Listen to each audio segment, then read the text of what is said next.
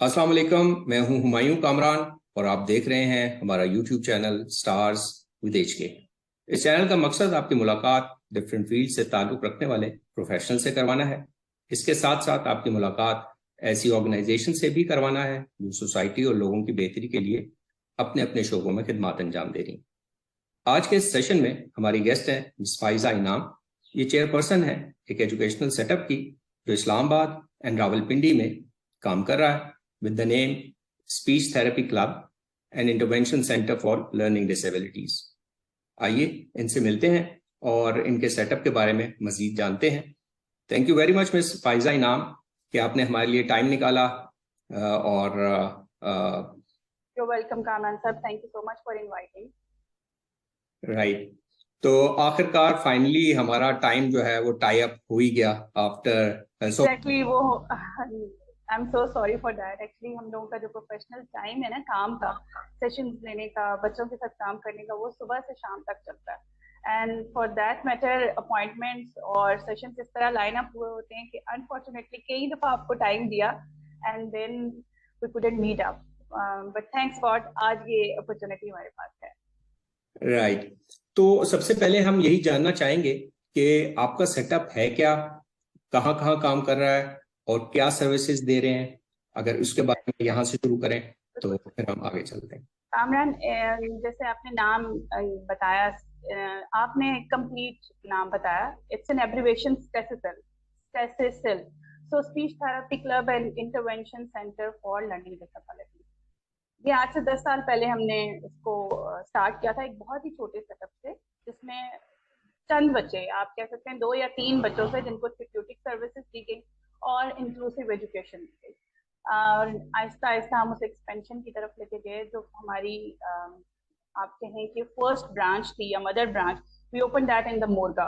ये पिंडी का एक रिमोट एरिया है और ये ऐसा भी नहीं है कि बहुत कमर्शियल सेटअप हुआ और कमर्शियली काम किया गया। And still that branch exist in the same building because वहीं से वो काम स्टार्ट हुआ and we got that thing that we became into the limelight. जिसे आप कहते हैं कि आपको फेम मिलना अपने काम की वजह से, पेरेंट्स बिकेम योर एम्बेसडर। यहाँ हमारे काम करने का तरीका या कार्य है कि हमने 2 विंग्स बनाए हुए हैं, one is therapeutic unit and one is academic unit. Therapeutic unit का मतलब ये है कि कुछ बच्चे हमारी उस कैटेगरी में फॉल करते हैं जिन्हें हम सिर्फ थेरेपी देते हैं, जिसमें कम्युनिकेशन थेरेपी है। हम मल्टी डायमेंशनल थेरेप्यूटिक अप्रोच को लेकर चलते हैं, तो speech and language therapy, occupational therapy, behavioural therapy, play therapy का एक कॉम्बो बना के बच्चे को सेशन देते हैं, जिसका यूजुअली ड्यूरेशन जो है वो 40 मिनट से लेके 1 आवर तक होता है। एंड सेकेंडली, एक जो दूसरा सेक्शन है दैट इज एकेडमिक यूनिट, जिसमें हम बच्चों का 1-on-1 एजुकेशन प्लान बनाते हैं और एजुकेशनल उस प्लान के अकॉर्डिंग उनको एकेडमिक वे में लेकर चलते हैं। एंड अल्टीमेटली हमारी अप्रोच ये होती है कि ये बच्चे मेन स्ट्रीम एजुकेशन को ज्वाइन करते हैं। तो अंडर वन रूफ एक बच्चे को कम्युनिकेशन इनहेंस की जा रही है उसकी, और उसको 1-on-1 एजुकेशन दी जा रही है, जिसमें 2 कैटेगरीज के बच्चे, कॉक्लियर इम्प्लांट और ऑटिस्टिक बच्चे यूजुअली हमारे पास आते हैं। तो ये 2 ब्रांचेस, एक मोरगा में है और दूसरी ब्रांच जो है वो कमर्शियल ब्रांच है, बड़ी ब्रांच है, एक अच्छी बिल्डिंग में ओपन। आप समझें कि सुबह से शाम तक हम सिर्फ PWD जो हमारी पुलिस फाउंडेशन में ब्रांच है ना, वहाँ काम कर रहे हैं। तो इट्स अ बिग बिल्डिंग, ज़्यादा काम है और बच्चे स्लॉट्स में हमारे पास आ रहे हैं। सुबह 8 बजे से काम स्टार्ट होता है, शाम 6 बजे तक डिफरेंट स्लॉट्स में बच्चे आते हैं। they are like some kids are coming for 1 hour और मैक्सिमम अगर कोई बच्चा हमारे पास आ रहा है तो वो 2 से 3 आवर्स के दरमियान हमारे पास आता है। राइट। तो ये एक मैंने आपको डिटेल प्रोवाइड किया सारी। अच्छा, एक चीज थोड़ा और बताइए कि एक तो जो चैलेंजेस हैं आपने बताया कॉक्लियर इम्प्लांट एंड ऑटिज्म से रिलेटेड भी, और इसके अलावा जो लर्निंग डिसेबिलिटीज और डेवलपमेंटल डिलेज हैं काफी क्लोजली अटैच्ड हैं। तो अगर व्यूअर्स की क्लैरिफिकेशन के लिए आप थोड़ा उसको एलैबोरेट कर सकें चैलेंजेस को, और दूसरा ये कि आपने जो एज ग्रुप फोकस किया हुआ है वो कौन सा है। ठीक है कामरान, हमारा जो बेसिक सारा फोकस है वो अर्ली इंटरवेंशन पे है। एंड अर्ली इंटरवेंशन मीन्स कि जितना अर्लीस्ट पेरेंट हमें अप्रोच कर सके। तो we are taking kids around the age of 2 years से लेके हम लोग अर्ली इंटरवेंशन पे काम करते हैं। तो थेरेप्यूटिक सेक्शन में ये बच्चे हमारे पास आते हैं जो 2 years के अराउंड वो हैं।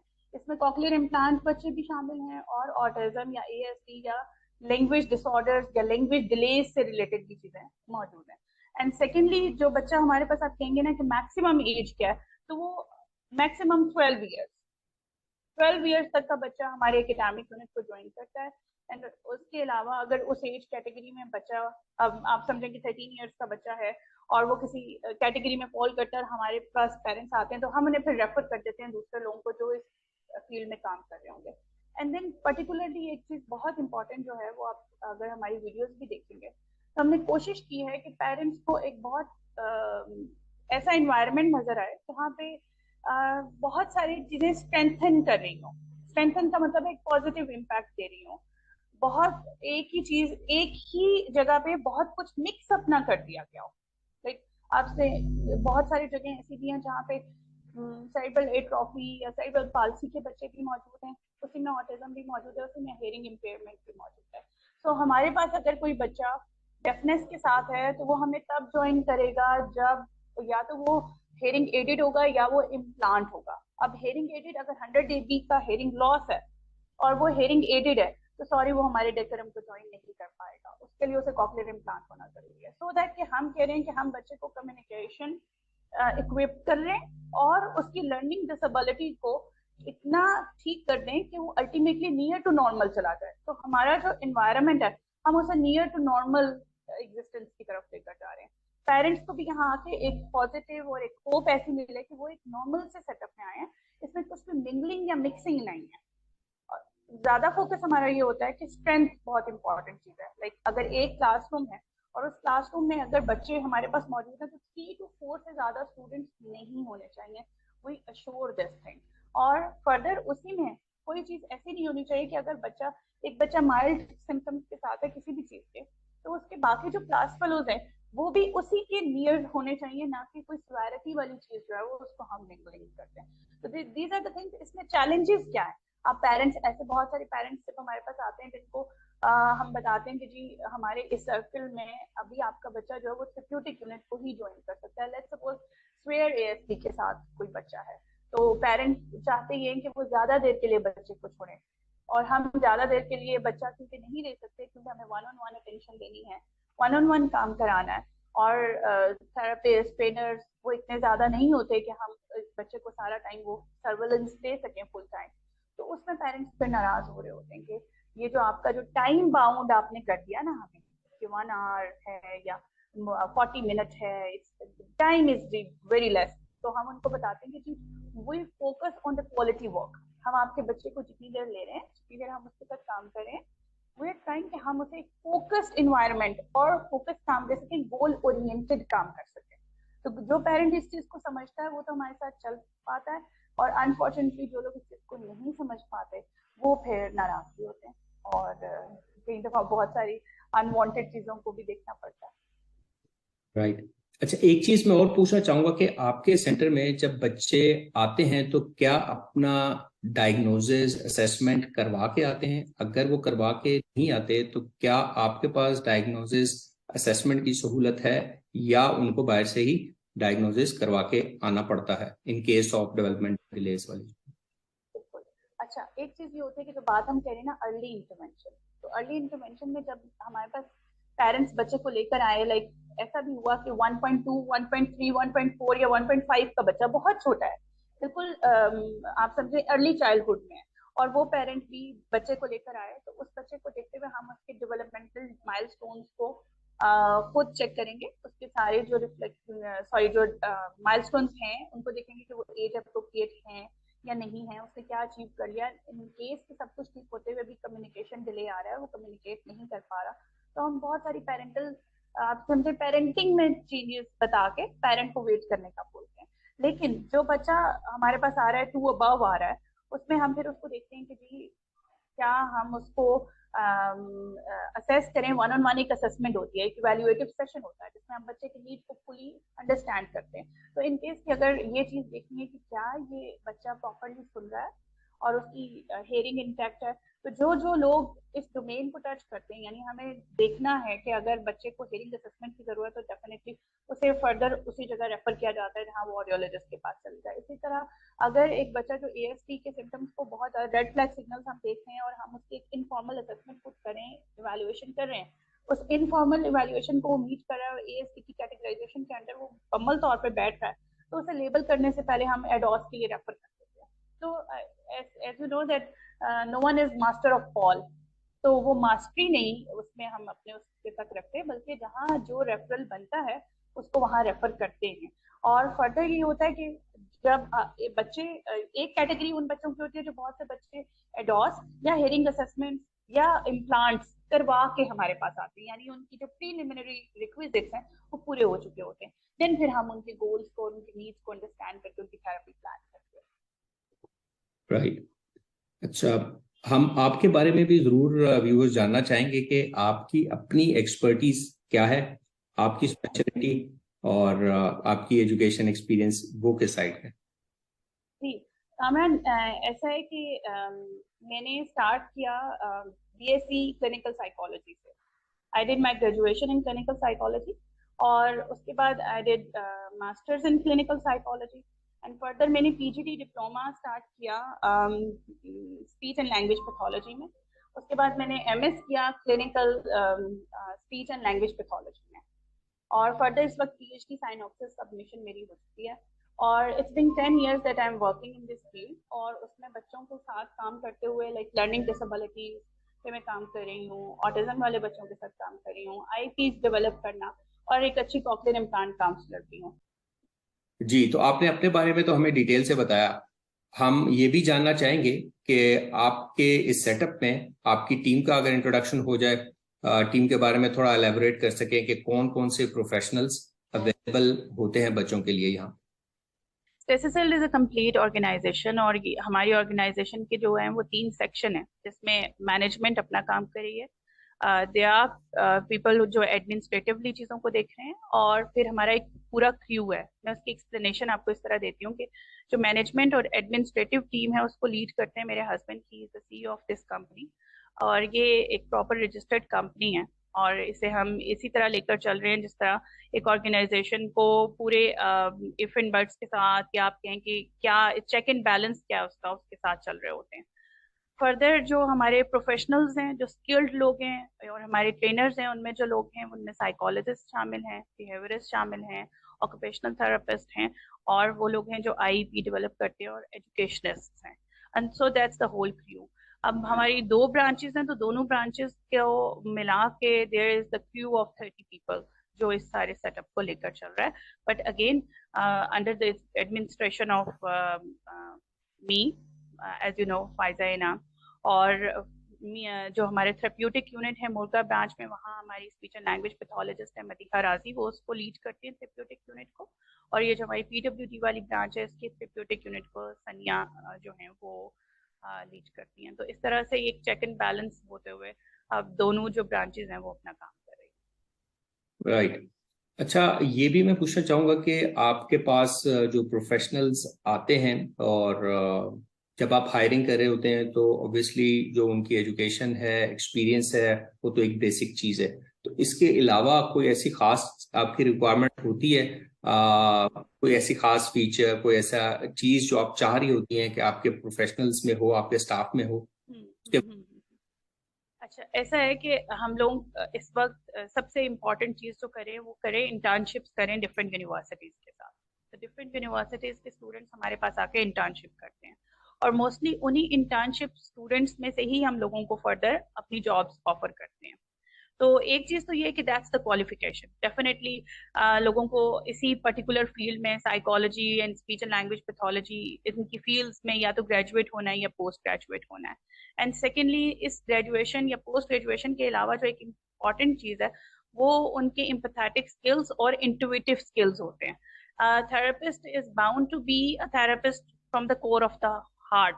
वो ऐसा नहीं है, वो नजर आ जाता है कि कौन कितना पैशनेटली काम कर सकता है, किसकी परसिवरेंस जो है वो इतनी हाई है कि वो बच्चे को एक पॉजिटिविटी के साथ लेकर चले और जो करंट सिचुएशन में जो भी बच्चा है उसे उससे निकाल सके। तो ये इंपॉर्टेंट होता है और वो इंथुजियास्टिक स्पार्क जो हमें नजर आता है जिन स्टूडेंट्स में, हम उन्हीं को इससे further as a job offer भी करते हैं। तो इट्स नॉट इम्पॉर्टेंट कि आपके पास एक पीस ऑफ पेपर है and just on the basis of that particular piece of paper आप कहें कि ये चीज जो है वो की जा सकती है.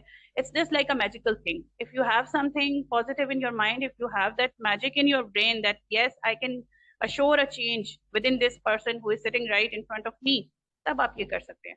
But अगर आप खुद एक रेजिस्टेंस, थोड़ी सी नेगेटिविटी, या आप खुद बहुत बैकफुट पे हैं और डरे हुए हैं और घबराए हुए हैं, तो दैट्स वेरी डिफिकल्ट. तो यही हमारा वो होता है कि जब वो स्टूडेंट्स हमारे पास आ रहे होते हैं तो हम खुद भी बड़ी कीनली ये स्पार्क ढूंढ रहे होते हैं और फिर उसी चीज को लेकर आगे चलते हैं. राइट.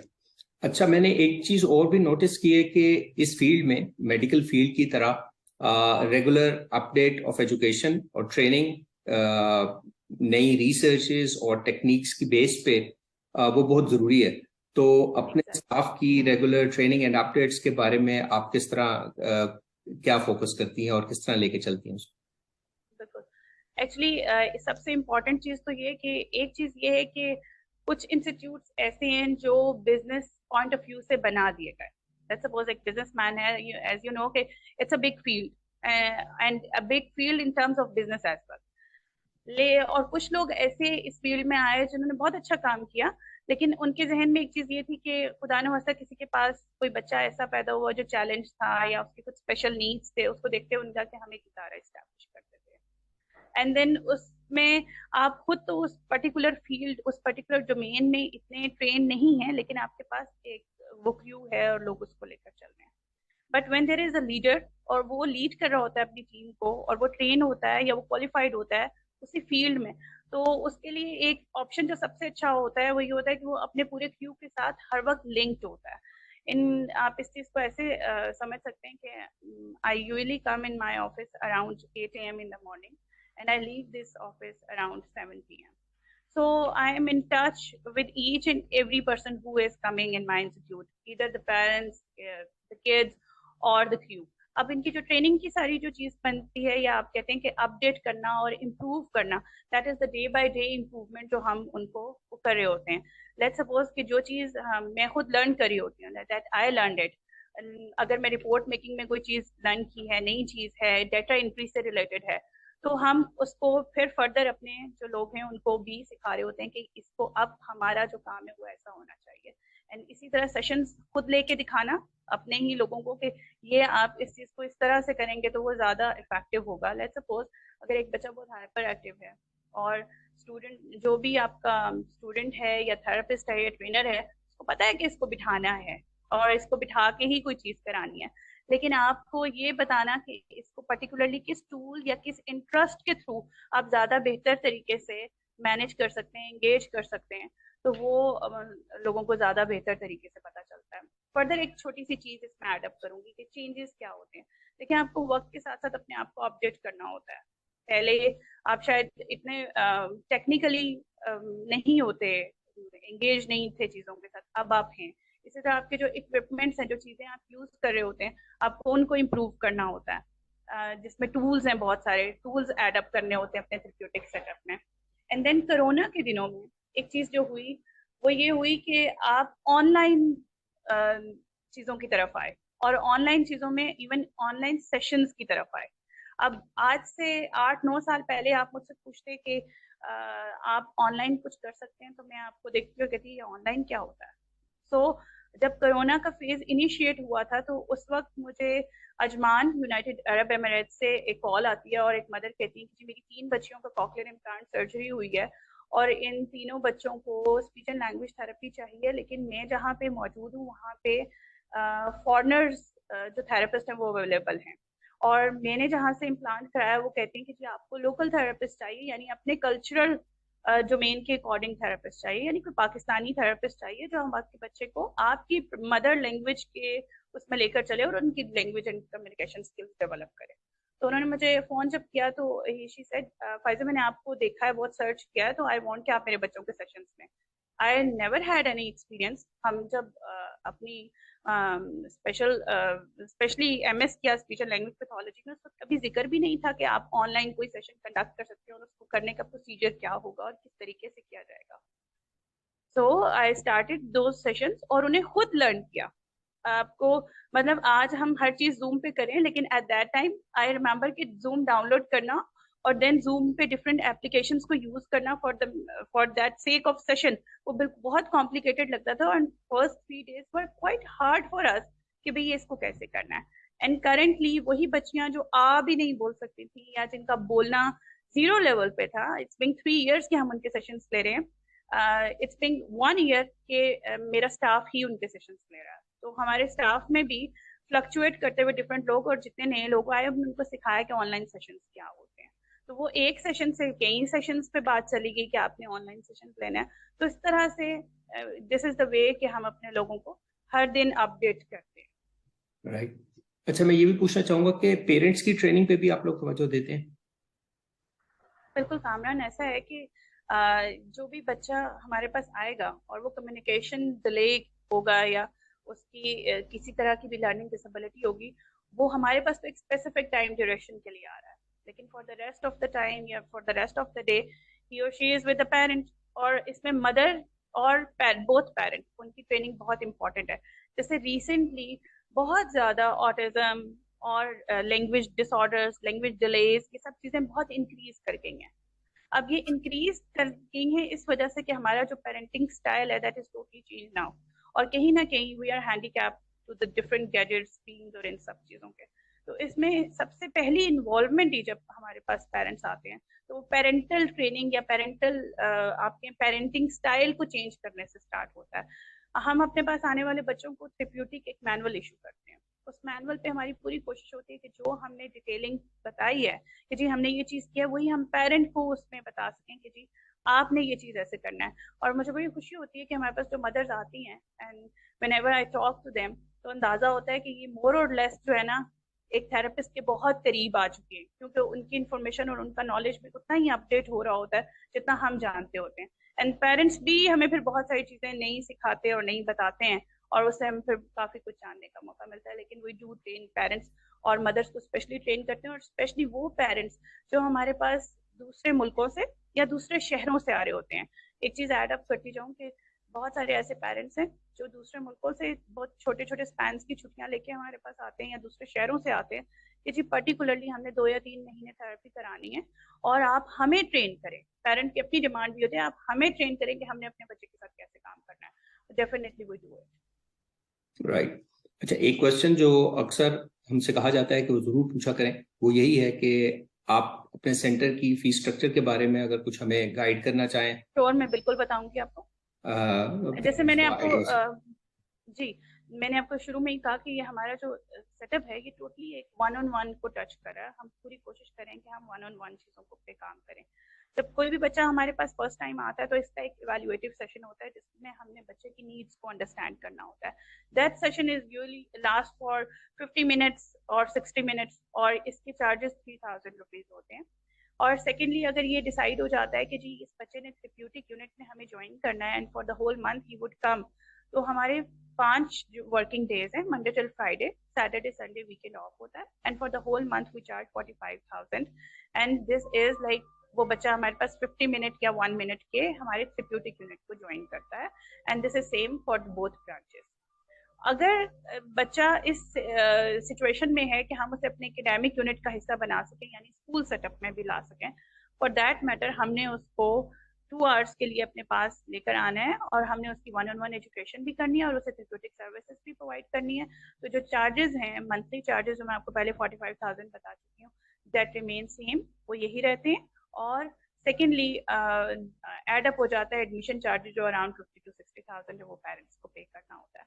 अच्छा, माइट भी ये सुनने के बाद आप मुझे कहेंगे ये चार्जेस ज्यादा हैं, but I would tell you one thing कि करंटली जिस जगह में बैठी हुई हूँ इस बिल्डिंग का रेंट ही सिर्फ लैक्स में है। एंड व्हेन आई से कि वी हैव मोर देन 30 लोगों का हमारा क्रू है, तो उन मोर देन 30 लोगों को लेकर चलना और इंक्लूसिवली 1-on-1 को लेकर चलना, ये इसीलिए है कि हम इस सब में एक फाइनेंशियल इंडिपेंडेंस की तरफ जा सकें। जैसे मैंने आपको एक एग्जांपल दी कि जो ये हमारी जो कंपनी है इसको लीड करते हैं मेरे husband, he is the CEO and he is retired from a petroleum industry.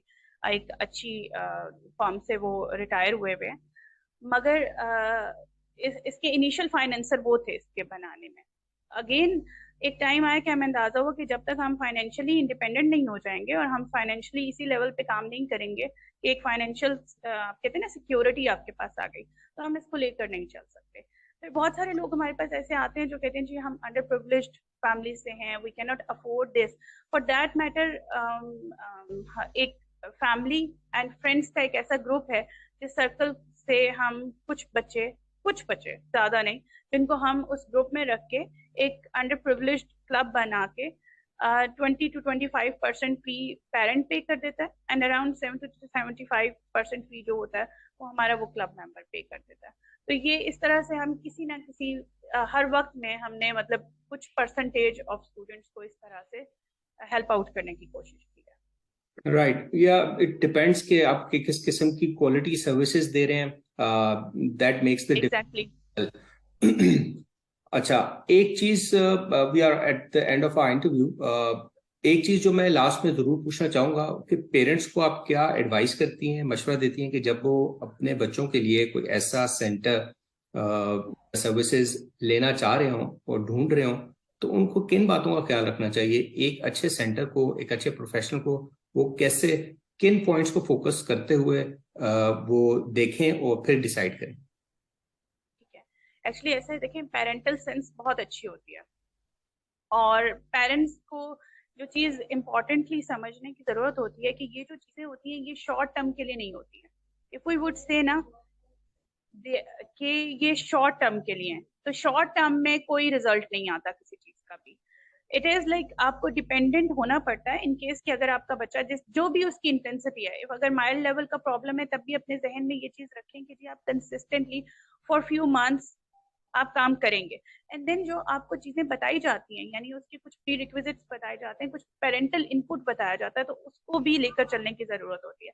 And then एक चीज मैं आपको बताऊं कि जो पेरेंट्स अपना थेरेपिस्ट पिक कर लेते हैं ना कि जी ये थेरेपिस्ट है हमारा, आप आते हैं, आप हमेशा जिस जगह जा रहे हैं उसको मुकम्मल तौर पे विजिट करें, देखें उसको जाके और उसमें मैं आपको एक वाकया बताना चाहूंगी। मेरे पास एक बच्चा आया चंद दिन पहले, उन्होंने अपने बच्चे का एडमिशन कराया और एडमिशन कराने के बाद उन्होंने मुझे बताया, बहुत अच्छी जगह का नाम लिया, मैं उनको बहुत अच्छी तरह से जानती हूँ। दूसरा उन्होंने इस्लामाबाद में जो नाम लिया कि मेरा बच्चा वहां जाता था, मैंने कहा it's a very good place, so why are you gonna change it.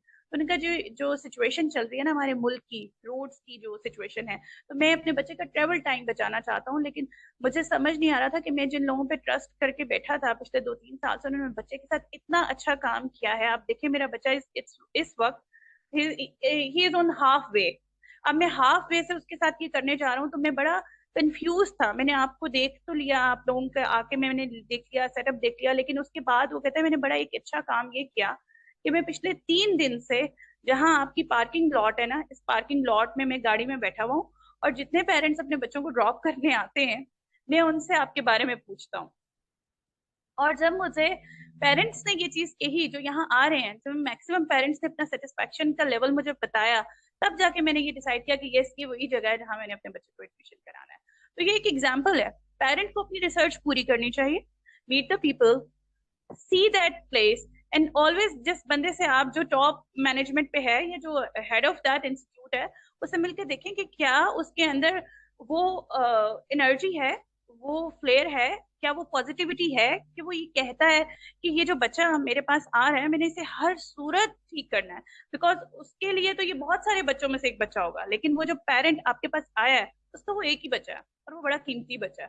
तो आपको ये समझना चाहिए वो सामने वाला क्या पेन ऑफ पेरेंट समझ रहा है कि वो जिस पेन में है, उस तकलीफ से गुजर रहा है, उसके लेकर चल रहा है। तो पेरेंट सबसे अच्छा एम्बेसडर होता है। तो आई वुड से पेरेंट्स को कि वो एक पेरेंटल रिव्यू जरूर लें, उस पेरेंटल रिव्यू की बेस पे अपनी जगह को जरूर सेलेक्ट करें, अपनी इंटरनल फीलिंग या वो जो होता है गट फीलिंग उसको लेकर चलें साथ, and then when you did trust on one person keep going on that because that needs something you can say a long lasting relationship।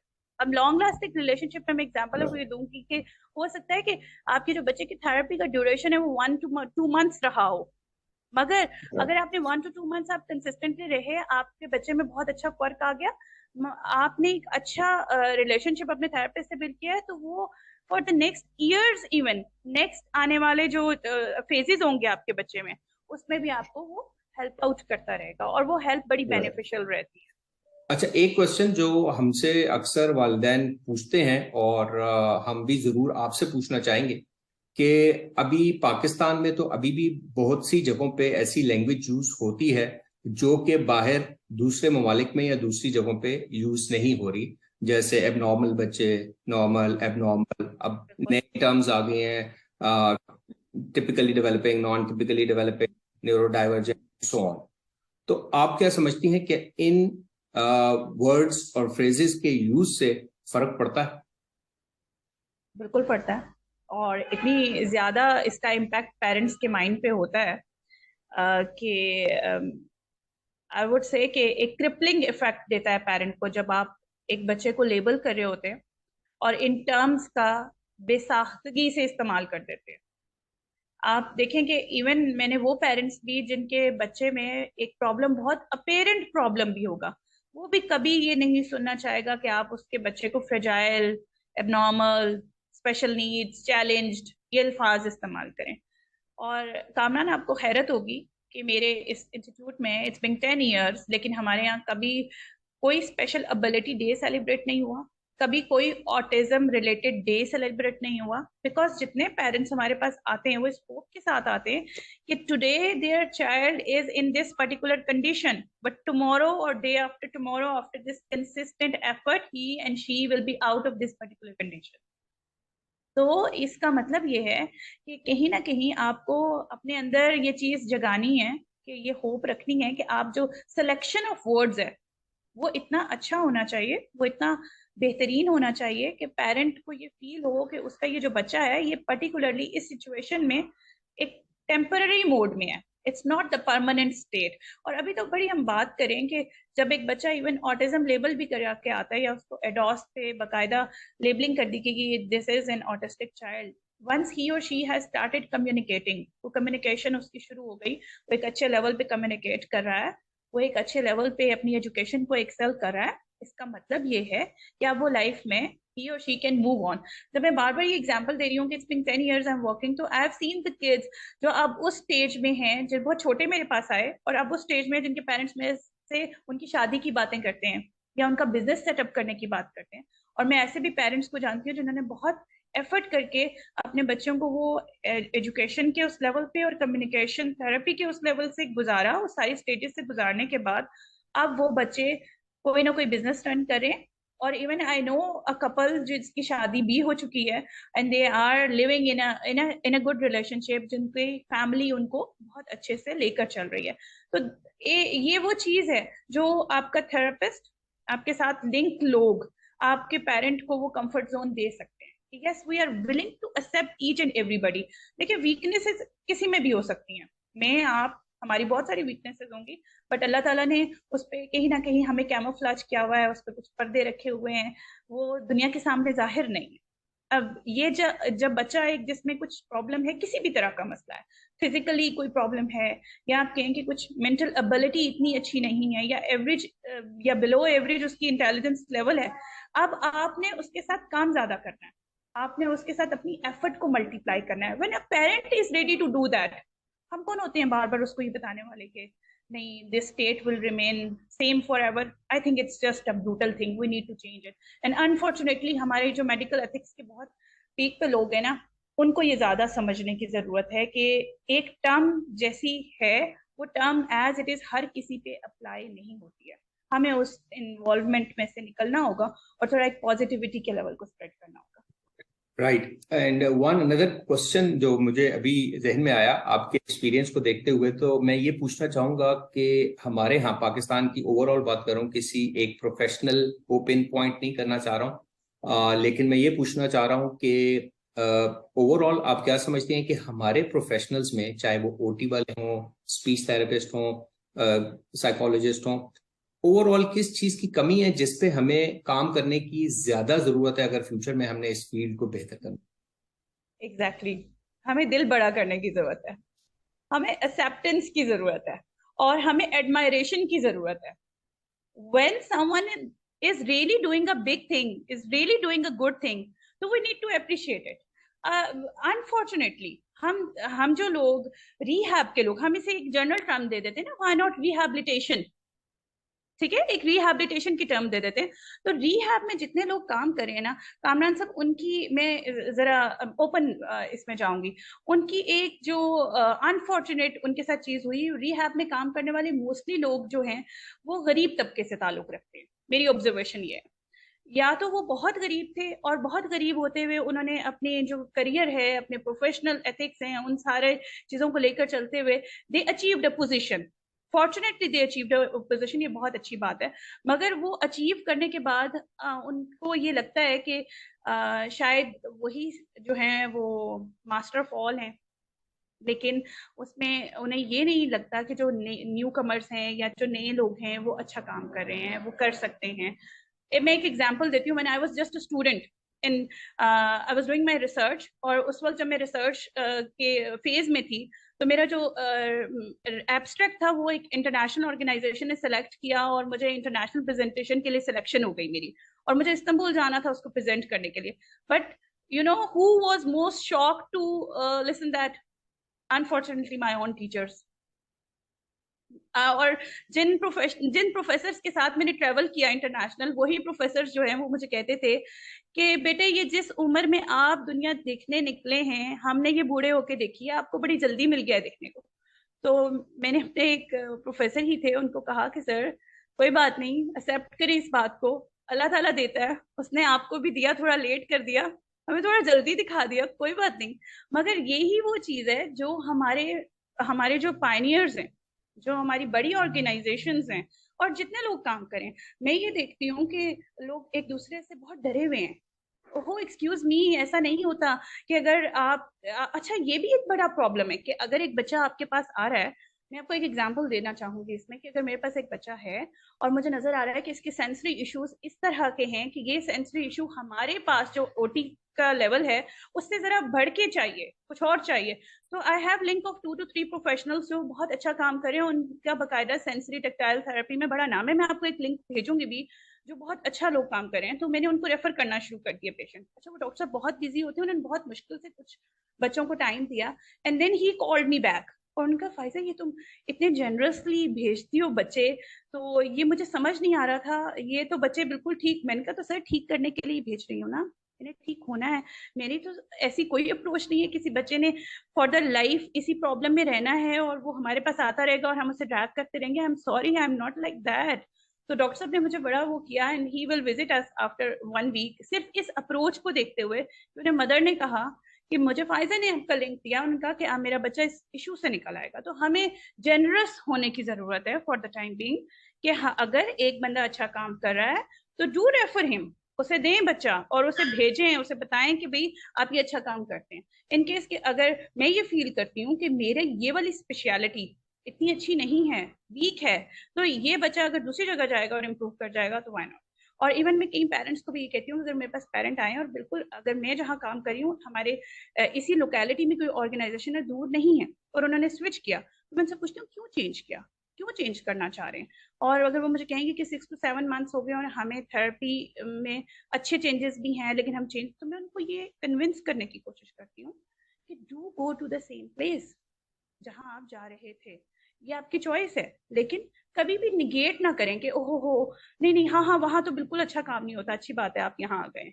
ये गलत है जो हमारे लोग कर रहे हैं।